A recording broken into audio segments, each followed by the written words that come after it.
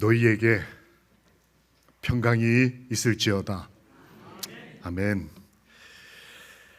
우리 하나님께서 우리의 찬양을 받으시고 우리 아버지의 기도가 저희에게서 이루어지는 것을 통해 영광 받으시기를 예수님 이름으로 기도합니다. 아멘. 우리 성도 여러분, 지난 일주일 나의 삶의 하이라이트는 무엇이었을까요? 하이라이트 아시죠? 어떤 경기에서 축구 90분 중에 저녁 뉴스 할 때 다 보여줄 수 없으니까 그 중에 가장 기술적이고 가장 멋지고 가장 환희에 가득할 만한 장면만 모아서 편집한 어떤 부분, 하이라이트. 지난 일주일 나의 삶의 하이라이트는 뭐였을까요? 혹시 한번 생각해 보시겠습니까? 지난 내 인생에서 하이라이트는 뭐였을까? 아직 이르러 오지 않았을까?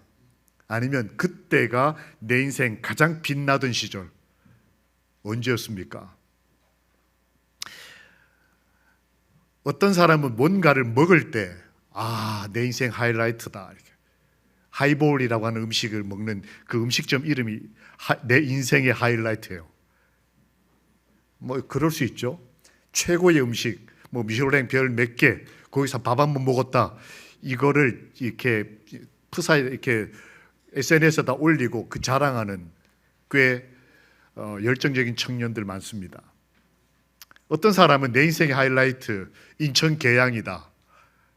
이거 이해되시죠? 아니면 마석거디다. 아파트 당첨되고 아파트 값이 막 3배 정도 뛴다. 이건 내 인생 하이라이트다. 또 어떤 사람은 루이 V. 이거 내 인생의 하이라이트다. 딱 찍어서 올려놓고 사랑하는 사람에게 받았다는 것도 의미가 있지만 이런 고가에 뭔가 하나 이렇게 있으면 자신감에 있어서 그렇다라고들 합니다. 내 인생의 하이라이트는 뭘까요? 지난 일주일 혹은 내 인생에 성경에 보니까 그 빛이 나던 한 사람에 대한 이야기가 기록되어 있습니다. 오늘 우리가 함께 살펴볼 구약 성경의 에스겔서 다음에 있는 책 다니엘서에 보면 한 사람이 가장 빛났던 시절을 이렇게 기록하고 있습니다. 큰 은총을 받은 사람이여, 다니엘을 일컬어 하나님의 사자가 너는 복받은 사람, 은총받은 사람, 이것만 해도 대단한데 큰 은총을 받은 사람이여 두려워하지 말라.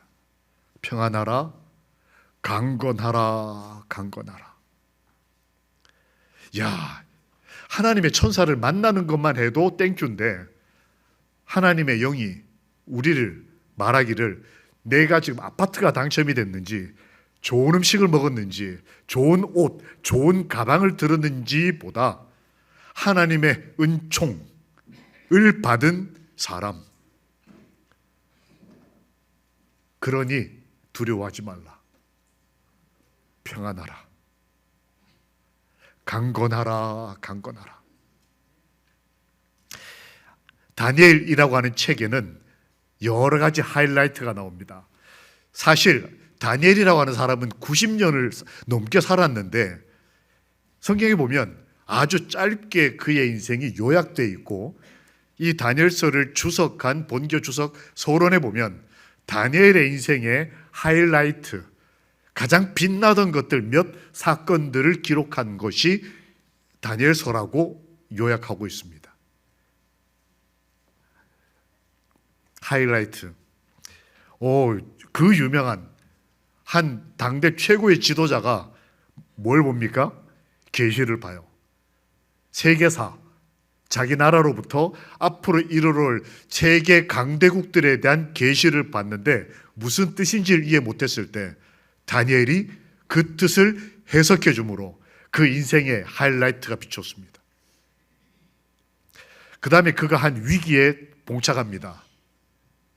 억울한 고소를 받고 자기를 싫어하는 정적들에 의해서 이제 사형 선고, 당시 가장 비참한 사형 제도 중에 하나였던 굶주린 맹수들의 굴로 던져진 바 되는 사자굴 속의 다니엘, 그러나 살아남았던 기적을 경험해서 그 인생의 하이라이트가 있어요. 그 다음에 우리 재림교회와 세계 기독교 역사에서 가장 중요한 예언 계시 2300주야.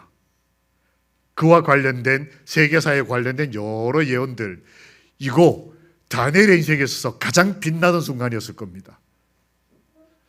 다니엘이 이걸 봄으로 인해서 다니엘서라고 하는 이 예언서와 계시의 책은 요한계시록과 더불어서 이 기독교의 근간을 이루는 가장 중요한 예언서, 그리고 진리를 구별할 수 있는 가장 소중하고 분명한 시금석이 됐습니다.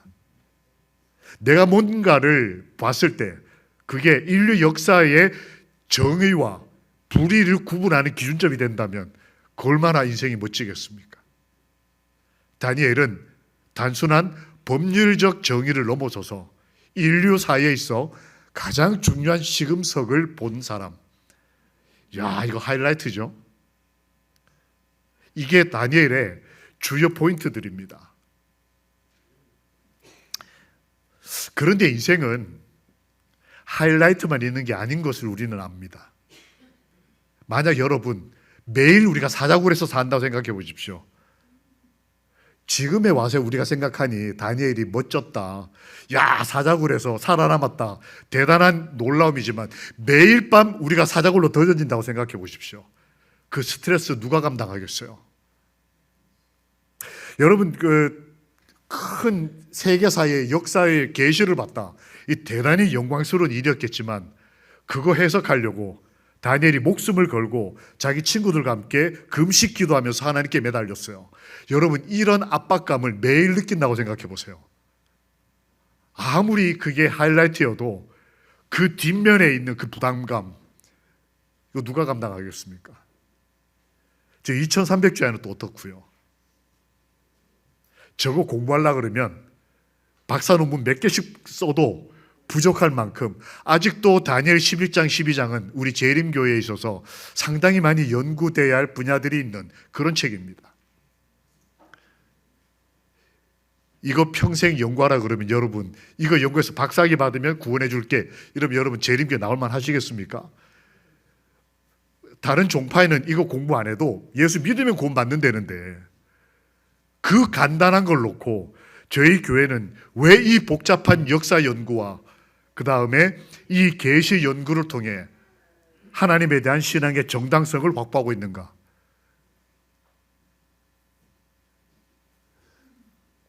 이런 게 있다는 거예요. 이 하이라이트라는 단어를 사전에다 놓고 반대말이 뭐냐고 물어보면 이렇게 답을 합니다. The lowest point라고 그래요. 하이 포인트 반대말, 최저점. 근데 최저점이 최저 한계점을 이렇게 표현을 합니다. 사실 우리가 볼 때 하이라이트 같은 성경에 다니엘 대단히 훌륭한 인물인 것 같아. 뜻을 정하고 계시를 보고 사자굴에서도 살아남고 세계 역사를 꿰뚫어보는 그 위대한 철학자, 지성인, 대단하지만 사실 따지고 보면 하나하나가 다 최저점이었어요. 그가 금신상의 계시를 볼 때는 그가 포로로서 인생을 시작하던 18살의 젊은 나이입니다. 지금 우리가 생각하면 다니엘이 빛나 보이는 시절이지만 그때 당시 다니엘은 포로로서 언제 죽을 줄 모르는 아무것도 아닌 인생이었어요. 최저점이었어요. 사자굴은 어땠을까요? 지금 보니까 기적을 경험한 다니엘처럼 보이지만 신앙 박해 때문에 기도했다고 잡혀가서 굶주린 사자굴에 던져진 바 됐는데 자기를 던진 사람이 120명 자기하고 동료인 지도자들이 자기만 빼고 119명이 자기를 죽이는 일에 도장을 찍었다. 여러분 이거 어떻게 받아들일 수 있을까요? 그냥 이렇게 생각하면 그냥 살아남았으니까 땡큐, 해피, 그게 아니었다는 거예요. 교인 대부분, 여기 우리 지금 아이들, 청년들 빼고 나면 우리 작년 숫자가 120에서 한 130, 40명 되거든요. 근데 우리 교인들이 다 김종건 저 죄인, 오늘 밤에 우리나라에 사자는 없으니까 고속도로에다가 던져놓는다. 묶어서 한가운데다 이렇게 눕혀놓는다. 이 일에 여러분이 저 말고 다 오케이 하고 도장을 찍었다면, 제 안에도 찍었다면, 여러분 그게 어떤 날일까요? 다니엘이 사자굴에 있었던 날은 하이라이트인 것처럼 보이지만 가장 최저점이었던 거예요. 배신당하고 버려지고, 단지 다니엘이 힘들었던 게 굶주린 사자 앞에서 나 언제 죽을까, 언제 뜯겨질까, 이게 무서웠을까요? 저는 이미 다니엘의 마음이 굴에서 떨어질 때 나와 함께 동력했던 사람들 120명, 그 왕이 뽑은 지도자들 120명이 다 너는 죽을 사람이야, 죽어 마땅해 라고 했을 때 그 마음이 얼마나 외롭고 힘들었을까요? 2300주야를 볼 때 다니엘이 한 기도는 하나님 영광스럽습니다, 감사합니다, 이런 기도가 아니었어요. 우리가 지금 해석의 은혜를 누리고 제7일 안식일 예수 재림교회의 태동과 시작에 대한 확실한 성경적 근거를 찾기 때문에 2300자 설교만 들으면 막 흥분이 되고, 그 다음에 막 이 마지막 시대에는 이런 설교를 막 들어야 하늘나라 막 곧 갈 것 같고, 그런데 사실 그 이면을 보면 이 계시를 보고 있을 때 다니엘은 뭘 보고 있었냐면 황폐된 성소와 황폐된 상황과 모욕받는 수치로 떨고 있었습니다. 그가 이 계시를 보고 난 다음에 하나님께 기도를 할 때 뭐라고 기도하느냐, 하나님, 내가 위대한 하나님의 역사를 봤는데 오늘 나와 우리의 모습은 황폐되고 수치스러운 모습이다, 이렇게 느끼고 있었다는 거예요. 여러분 저기 영상을 하나 보실 텐데, 큰 배, 항공모함 위에서 사람들이 이제 뭘 하나 구경을 합니다. 저 끝에서 뭐가 하나 다가오는 것 같더니 갑자기 번쩍 하더니 확 지나가는데 한번 좀 잘 보시기 바랍니다.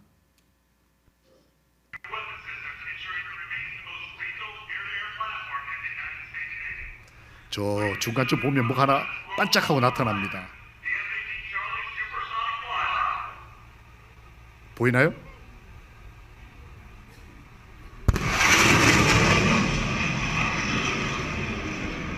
이게 무슨 포인트냐면 최고 속도를 내는 이 전투기 군용기가 마하라고 소리의 속도보다 더 빨리 달리는 순간에 딱 오면 빵 터지면서 아까 뒤에 연기처럼 이렇게 그 공기가 팍 갈라지면서 눈에 딱 보입니다. 보통 군용기 중에 전투기들은 최고 속도를 추구해요. 남이 못 따라오도록 하이라이트 인생을 사는 것처럼 보입니다. 그런데 만약 저속도로 계속 비행기가 날면 어떻게 될까요? 비행기 엔진은 수백억씩 하는 비행기지만 비행기 엔진은 생명 시간이 400시간이에요. 여러분 400시간이면 하루 종일 비행기 타면 며칠만 타면 끝나는 줄 아세요? 24시간 곱하기 10일 240시간, 한 15일이나 20일쯤 타면 러시아제 비행기는 엔진이 더 이상 감당을 못합니다. 미국제 비행기는 한 2000시간쯤 돼요. 좋은 비행기는 한 4000시간까지도 탄다 그럽니다. 그런데 그런 비행기가 저런 속도로 계속 타면 불과 1시간을 넘기면 엔진이 녹기 시작해요. 그나마 400시간, 2000시간을 타려면 저런 최고 속도로 달리면, 즉 게시막 보고 사자굴에 들어가고 2300주야 보고 이런 하이라이트의 인생을 살고 싶지만 그런 인생만 살면 얼마 못 갈 수도 있다는 거예요. 반대로 얼마 전에 저희 나라가 비행기 하나를 만들었습니다. 뭐 다른 비행기도 좀 만들었죠. 최근에 만든 KF-21이라는 비행기가 있어요. 이 비행기가 얼마 전에 서울 성남공항에서 에어쇼를 했습니다. 그때 상황을 잠깐 좀 보겠습니다. 안전무장 시 25.4톤에 달하는 KF-21 고라니. 이 거대한 전투기가 속도를 줄인 채 높은 바등각으로 기술을 들고도 하늘에 머물러 있습니다. 서울 아덱스 2025에서 선보인 KF-21 공중기동 중 가장 인상적인 장면입니다. 얘가 좀 빨리 가는 걸로 보이세요. 천천히 가는 걸로 보이세요. F-16 같은 4세대 전투기도 순간적인 고바등각 기동은 가능하지만 이 상태를 안정적으로 유지하기는 어렵습니다. 보통 전투기는 이 각도에서 실속이 시작됩니다. 지금 보는 장면은 영국 리아트 2017 에어쇼에서 큰 화제를 모은 벨기에 공군 F-16의 저속 고바등각 비행입니다. 흔들리는 기체를 간신히 제어하며 버티는 이 비행, 파일럿의 스킬에 찬사가 쏟아졌습니다. KF-21의 저속 고바등각 비행은 육안으로 봐도 확연한 차이가 느껴집니다. 단순한 저속 비행처럼 보이지만 이것은 실속 한계 바로 위 영역을 제어하는 고급 비행 기술입니다. 이 능력이 있으면 전투기는 더 느린 속도에서 더 큰 각도로 선회할 수 있습니다. 즉 공중전에서 상대보다 먼저 궤적을 돌고 먼저 조준선을 맞출 수 있다는 뜻입니다. 25.4톤급 전투기가 이런 극한 영역을 안정적으로 통과한다는 것, 네. 그만큼 지금 이 비행기는 우리나라가 만든 비행기인데 미국이 만든 비행기보다 더 좋은 성능을 가지고 있는 게 지금 쟤는 빨리 달리는 하이라이트 인생을 살고 있지 않고 가장 천천히 날고 있는 기술을 보여주고 있는 거예요. 25톤이라는 쇳덩어리가 어느 한계가 오면 이제 이렇게 바람에서 비행기가 뜨지 않습니까? 근데 그 뜨는 힘을 유지할 수 있는 한계점에 도달해요. 그 한계점보다 조금 위에 속도로 지금 날고 있는 거예요. 근데 저게 왜 필요하냐? 비행기는 빨리 달리는 것도 필요하지만 저렇게 천천히 달리는 게 필요한 게 빨리 돌려고. 그래서 남은 이렇게 돌아야 될 걸 요만큼만 돌면 될 수 있게 속도를 줄이고 그 다음은 뜨고 내릴 때 안정성을 유지하고 더 중요한 건 가다가 공격해야 될 목표 지점을 공격하기 위해서는 저 기술을 가지고 있어야 된다. 빨리 지나가면 맞추기가 쉽지 않다는 거예요. 실속, 비행기가 추락하기 직전 속도보다 조금 위에. 지난 일주일의 삶에서 우리 인생의 하이라이트도 있을 수 있습니다. 기분 좋은, 행복한, 하나님이 보실 때 가치 있는 것처럼 보이는 최고의 순간이 있을 수도 있지만 어떤 사람은 죽기 직전을 버티며 산 사람도 있을 수 있다는 거예요. 남은 빨리빨리 돌아다니고 빨리 가고 속도도 능력도 있는 것처럼 보이고 비싸 보이는데 어떤 사람은 실속, 추락하기 바로 직전 속도 겨우겨우 그거를 유지하며 버티고 있는 존재도 있을 수 있다는 거예요. 그런데 그 실력이 살기 위해서는 반드시 필요하다. 빨리 달리는 하이라이트만 필요한 것이 아니고 가장 밑바닥에서도 버틸 수 있는, 추락하지 않을 수 있는 그것도 고속만큼이나 진정한 실력이라고 하는 것입니다. 이 실력, 이 기능은 고속을 낼 때만큼이나 에너지가 필요하다 그래요. 빨리 달 때는 에너지가 100이 필요하면 천천히 갈 때는 50만 써도 돼가 아니고 빨리 달릴 때 100이 필요한 만큼 저 무거운 애를, 저 무거운 인생의 부담을 짊어지기 위해서는 남들이 볼 때 천천히 가는 것처럼 보여도 그 인생에도 빨리 달리는 성공적인 사람만큼의 힘과 에너지가 필요하다는 것을 하나님은 아신다는 거예요. 그리고 기술도 필요합니다. 그리고 이것은 한 존재가 목적을 이루기 위해서 꼭 필요한 능력이다. 남들이 볼 때 번쩍번쩍 빛나는 위대한 기술과 능력만 필요한 게 아니고 남들이 보지 못하는 이 면에서의 그 가장 최저점, 그 점을 실속해서 추락하지 않고 버텨내는 끈기와 인내의 기술도 인생에는 반드시 필요하다. 이걸 슬로우 플라이트라 그래요. 저속 비행. 다니엘에게 있어서 저속 비행이 뭘까요? 이게 사실 하이라이트 장면이지 않습니까? 대단히 놀라운, 그래서 애들도 다 아는 몇 천 년이 지나도 애들에게 유명한 그 금심상을 보고 해석해낸 다니엘. 오, 위대한 하나님의 사람. 그럼 우리는 뭘까요? 나는 계시를 본 적도 없고 게다가 남의 꿈을 해석할 지혜도 없고, 그럼 나는 다니엘처럼 살 인생이 아니면 가치가 없을까요? 사실 이 하이라이트 상황에 다니엘은 슬로우 플라이트를 하고 있었다. BC 605년 느부갓네살이 1차 포로를 잡아갈 때 포로로 잡혀서 1000km를 걸어서 이동하는 포로 청년이었다. 나이 불과 18살이었다. 그리고 그는 포로로 가서 이 하이라이트를 이루기 바로 직전까지 3년 동안 극도의 훈련을 받는 노예였다. 잠깐 보면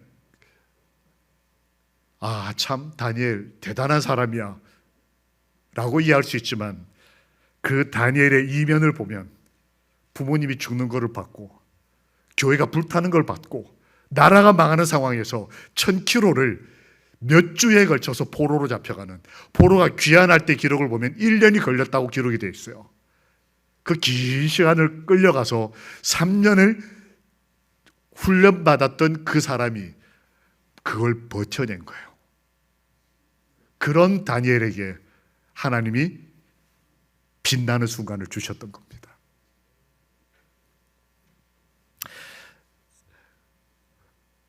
다니엘이 뜻을 정했다는 말이 다니엘서 1장에 나옵니다. 보통은 내가 채식을 해서 왕이 주는 진미를 거절하고, 맞습니다. 1차적인 해석인데 한 그리스도인 여성이 영감 가운데 이렇게 썼어요. 그 뜻은, 다니엘이 무슨 뜻을 정했냐? 그건 뭘 먹고 안 먹고의 뜻을 넘어선 문제였다. 원칙에 충실하고자 하는 결의였다. 음식만의 문제가 아니고 예배의 문제, 생활의 문제, 오늘 안교 시간에 헤브론을 통해서 봤던 복수를 할 거냐 말 거냐의 문제, 불평을 하느냐 마느냐의 문제, 여기에서 원칙을 지키겠다라고 하는 결심을 한 것이 다니엘의 뜻을 정했다라는 것의 의미였다는 거예요. 그러면 원칙에 충실한다는 게 뭘까? 같은 마음으로 이 사람에 대해서 글을 쓴 엘렌 화이트는 이렇게 썼습니다. 원칙에 충실한다는 게 뭐냐? 첫 번째, 구체적으로 다니엘은 불평하는 시간을 없앴다. 오늘 안교하고 딱 맞아떨어지는, 전 안교하고 의논한 거 아닙니다. 근데 기별이 맞았어요. 하나님은 참 놀라우신 분이에요. 다니엘이 원칙에 충실한다는 게 뭐냐? 안식일을 철저히 지키는 게 아니고 안식일에 불평의 정신을 가지지 않는 거예요. 그게 진짜 안식일이었던 거예요. 두 번째, 모든 사업을 명랑하고 신실하게 임했다. 지난주에 저희가 사무엘을 통해서 내년 교회 재직을 발표했지 않습니까? 내가 어떤 일을 하도록 하나님께 명령을 받았더라도 그 일을 명랑하고 신실하게 했다. 그게 다니엘의 저속 비행이었다는 거예요. 행복해서 그렇게 한 게 아니고 가장 힘들고 어려운, 조금만 더 이렇게 속도를 잃어버리면 실속해서 추락할 위기이지만 버텨내는 거예요. 어떻게? 내가 하나님이 주신 내 사업, 내년에 내가 안교를 하게 됐는데 어떻게든 내가 명랑하고 신실하게 해야지. 이게 다니엘의 결심이라는 거예요. 세 번째, 그가 기도한 대로 무화적 봉사를 실천했다.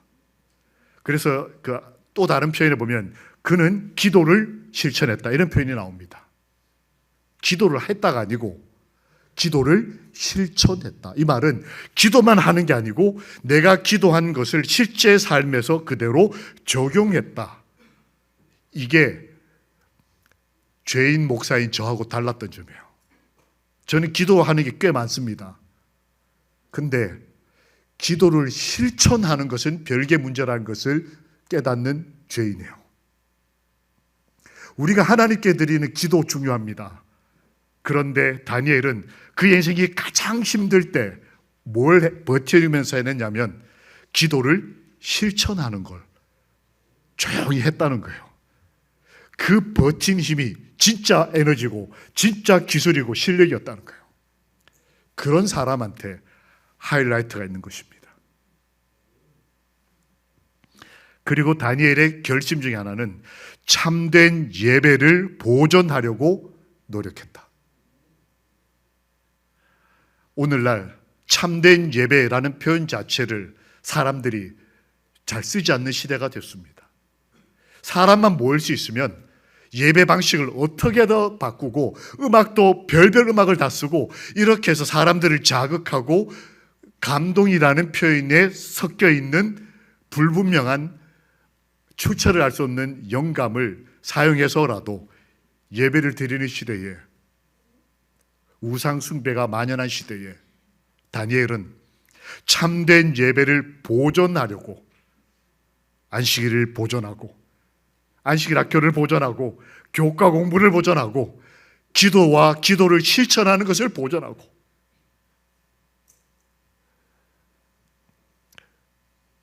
눈에 띄지 않는 저속비행이었어요. 다니엘서는 이런 직접적인 기록이 없습니다. 우리는 다니엘서를 볼 때 2300주야 70일에 뭐 이런 것들에 이렇게 눈이 현혹되기 쉬워요. 진리는 맞습니다. 그러나 그런 하이라이트 뒷면에 있는 이런 숨겨진 헌신과 결심과 삶이 있었다는 거예요. 함께 읽어보실까요? 시작. 여호와께서 다니엘과 협력하셨다. 이런 삶을 그가 실천할 때 하나님이 협력하는 과정에서 하이라이트가 열매 맺었다는 것입니다. 그러므로 당신의 뜻을 행하려 조력하는 모든 사람들, 2025년을 살아내시는 마석 하늘 가족들과도 하나님은 협력하실 것이다. 우리와 우리 삶에 하나님의 협력하시는 은혜가 가득하기를 주님 이름으로 기도합니다. 아멘. 다니엘, 사자굴에서 살아남았다. 대단하지 않습니까? 아마 신앙을 잘 이해하지 못하는 청년들도 사자굴에 확 집어넣고 사자들이 안 물어뜯으면 아마 예수님 다 믿을 거예요. 이제 한 2, 3주 후면은 재림군인 수양회가 열립니다. 정말 이렇게 좀 삶이 좀 어지러웠던 청년들이 군에 가서 이 사자굴 같은 곳에서 살아계신 하나님을 만나고 나면 이 아이들이 재림군인 수양회 나온 애들 보면 눈이 빛이 반짝반짝해요. 하나님 만난 빛들. 근데 사실 걔네들의 일상을 보면 여러분 군생활이 어떤지 다 아시지 않습니까? 태연이가 와가지고 여기서 뭐 충성하니까 우리가 와 해주지만 걔가 여기 나오기까지 군 부대에서 바닥 쓸고 청소하고 지휘관의 명령을 따르고 추운데 훈련을 뛰고 수많은 잡다한 일들을 처리해내는 그 조속 비행 인생. 다니엘이 사자굴에 들어갈 때는 그의 인생에서 정권 교체기로 최고의 위험한 시간이었어요. 여러분, 전 정권에서 총리다 이러면 다음 정권에서는 제거 1순위예요. 왜요? 쿠데타를 하면 안 되니까. 하다못해 저기 경찰청장까지 다 바꾸지 않습니까? 그런데 다니엘은 전 정권에서 최고 지도자 중에 하나였어요. 근데 지금 정권이 교체되는 겁니다. 나라가 바뀌고 정권이 교체되는 과정, 그것에 대한 언급은 성경에 거의 언급되어 있지 않아요. 근데 만약 지금 우리가 이걸 겪는다면, 우리가 지금 정권 교체기를 겪고 있다면 정권 교체에 관심이 더 많겠습니까? 아니면 내가 하나님과 얼마나 가까이 있는지가 관심이 더 많겠습니까? 연합회 총회를 한다. 누가 회장이 되느냐에 관심이 더 많으십니까? 아니면 이 교회의 황폐된 상황이 더 마음에 와닿으십니까? 다니엘은 남들이 볼 때는 위대한 일을 경험하는 사자굴에서 살아나온 엄청난 신앙가처럼 보이지만 그는 그 전에 고소의 근거와 허물을 찾을 수 없는 조용한 인생이 있었어요. 남들이 고소할 걸 이렇게 그 인생에서 뒤져보는데 성경에 보니까 아무리 뒤져도 나오지 않는 거예요. 근데 이 삶에 대해서는 성경은 침묵하고 있어요. 그가 얼마나 바르게 살았는지 저속비행을 했는지에 대해서는 언급이 전혀 없다는 얘기입니다. 단지 찾으려고 봤더니 없다. 뭐 요 정도 표현이었어요. 왕이 기도하는 사람 다 사형이라는 조서를 도장을 찍은 걸 알면서도 그는 성경에 보니까 전에 하던 대로 가서 2층에 올라가서 1층도 아니고 남들 다 보기에 2층에 올라가서 예루살렘을 향한 창문을 열고 아예 눈이 마주치게 사람들 다 보게 하루 3번씩 하던 대로, 근데 전에 하던 대로. 위기가 왔을 때 기도 시작한 게 아니었어요. 항상 저속 비행할 때도 하이라이트에서만 하루 3번씩 기도한 게 아니고 그냥 평범한 남의 눈에 띄지 않는 그냥 저 시골에 있는 인생을 살 때도 그는 전에 하던 대로가 뭐냐, 하루 3번씩 창을 열고 기도했던 거예요. 하나님이 보실 때 다니엘 인생의 하이라이트가 뭘까요? 사자굴에서 살아난 거요? 불구덩이에서 살아도 나는데요. 뭐 죽은 자가 부활도 시키시는 하나님이신데 이게 뭐 대단한 일이었겠어요? 저 같은 죄인에게야 대단한 경험이겠지만, 제가 지난주에 교통사고가 났는데 차가 완전히 뒤집혀서 폭발을 했는데 저 혼자 살아남았습니다. 대단한 경험 같이 보이지만 그거보다는 아무 일 없는 것처럼 보이는 일주일 동안 이 나라가 자유롭고 평안하고 밥 한 끼 조용히 배불리 먹을 수 있는 그 시간 동안 내가 하나님 앞에 기도하는 그리스도인. 무슨 기도를 했냐? 감사를 드렸다. Giving thanks라고 되어 있습니다. 지금 미국이 Thanksgiving Day를 하고 있어요. 진짜 하이라이트는 사자굴에서 살아남은 것이 아니라 그가 그런 가운데서도 전에 하던 대로 이렇게 예배를 드리고 기도하고, 근데 기도 내용이 뭐예요? 나 이제 죽으러 갑니다.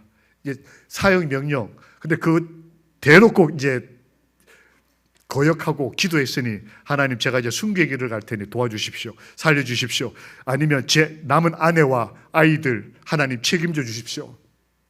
그런 기도가 아니고 하나님 감사합니다.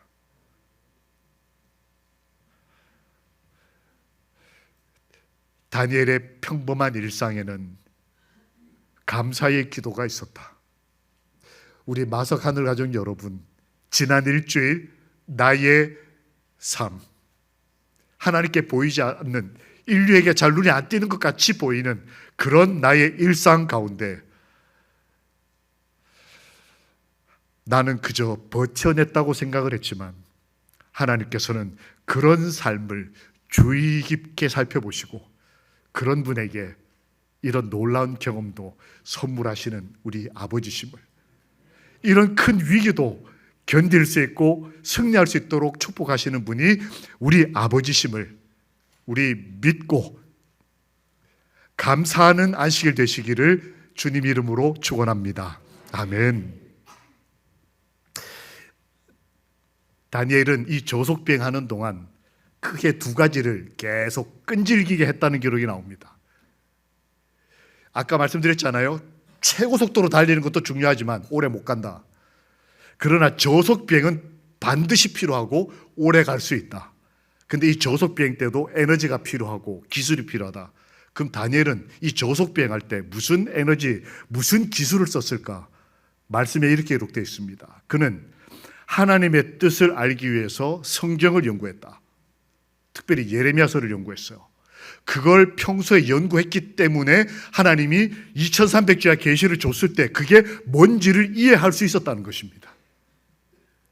평소 저속 인생, 평범한 인생을 살 때 뭘 끈기 있게 해야 되냐면 말씀 연구를 끈기 있게 하고 있어야 하나님이 갑자기 빛을 줬을 때 그 빛의 의미를 깨달을 수 있다는 것입니다. 두 번째는 기도였어요. 근데 이 기도라는 표현에 선지자 왕 487페이지에 보면 이렇게 되어 있습니다. 그는 기도하는 일에 있어서 충실하고 끈기 있게 순종했다. 이 두 단어가 제 마음에 확 와닿습니다. 기도에 충실하고 기도에 끈기가 있었다. 근데 그 끝에 뭐라고 되어 있어요?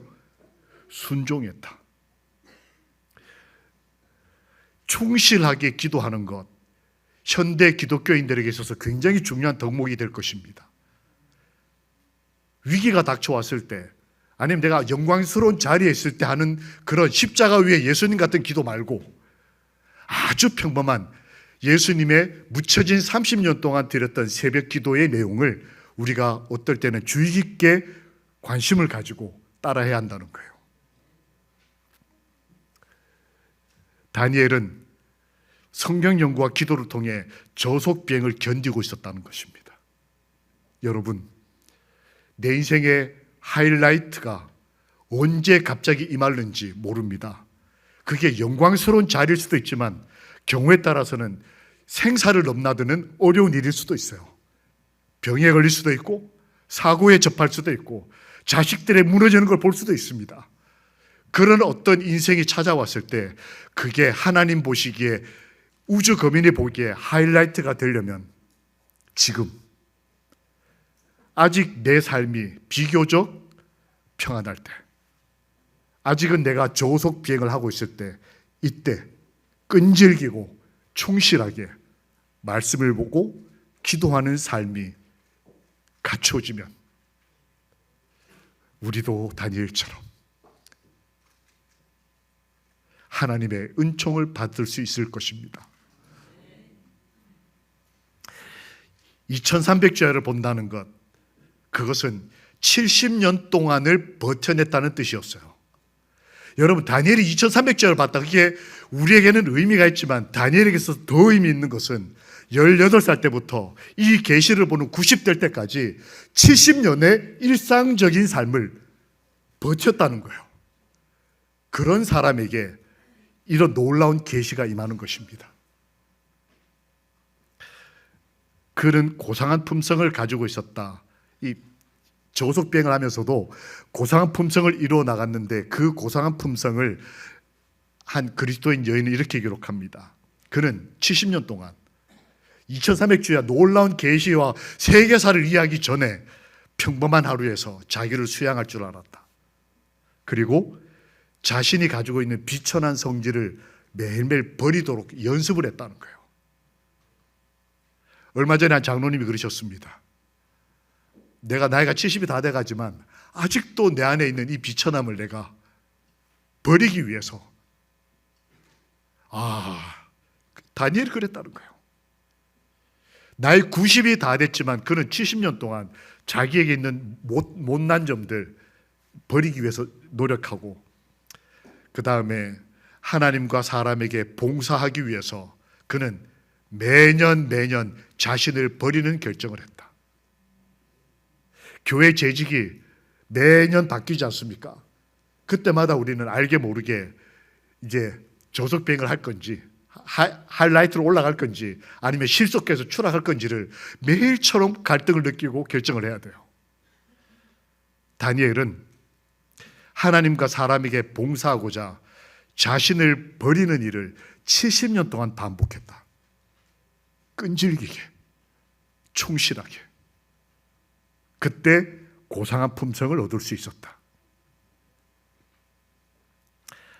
하나님은 그렇게 살 수 있도록 다니엘에게 사랑을 주셨습니다. 하나님에게 어떤 사랑을 받고 싶으십니까? 지난 일주일이 아니라 앞으로 일주일 동안 어떤 하이라이트를 경험하고 싶으십니까? 아니면 저속 비행을 한다면 내가 어떤 에너지를 좀 받았으면 좋겠다라고 생각하십니까? 하나님은 다니엘을 이렇게 사랑하셨어요. 너가 믿는 하나님은 살아계시는 하나님이시다. 그걸 경험하는, 그리고 그가 기도할 때 이런 응답을 받습니다. 나의 하나님께서 내가 기도를 할 때 이미 천사를 보내시고 빨리 와서 이미 시작할 때 응답을 이루어 주셨다. 이 단어들이 다니엘이 경험한 하나님의 사랑이었어요. 내가 뭔가를 하기 전에 하나님이 이미 빨리 내가 뭔가를 시작할 때 이미 도우셨다. 하나님은 다니엘에게 최고의 사랑을 주셨는데 그게 바로 예수님을 볼 수 있도록 허락하신 것이었습니다. 이 상황, 하나님이 이 상황을 좋아하셨을까요? 아니요, 그의 인생을 좋아하신 거예요. 은총 받은 사람이라는 표현은 하나님의 사랑의 확인이었다. 다니엘의 행복한 삶은 사자굴에서 살아남았다가 전부가 아니라 다니엘 모든 삶에서 하나님의 사랑을 받은, 은총 받은 사람. 여러분, 우리 마석 모든 하늘 가족들은 은총 받은 그리스도인들이 되시기를 우리를 사랑하시는 하나님의 이름으로 기도합니다. 아멘. 하나님께서 다니엘을 귀중히 여기셨고 하나님의 축복이 다니엘과 함께 하였다. 그러므로 우리와도 함께 하실 것이다. 혹시 지금 조속 비행하고 계시는 분이 계십니까? 하나님이 살아계십니다. 그러므로 앞으로 일주일 동안 때로 하이라이트 속에서, 때로 조속 비행 가운데서도 하나님과 함께 살아가시는 하나님 사람들이 되시기를 예수 그리스도의 이름으로 축원합니다. 아멘. 함께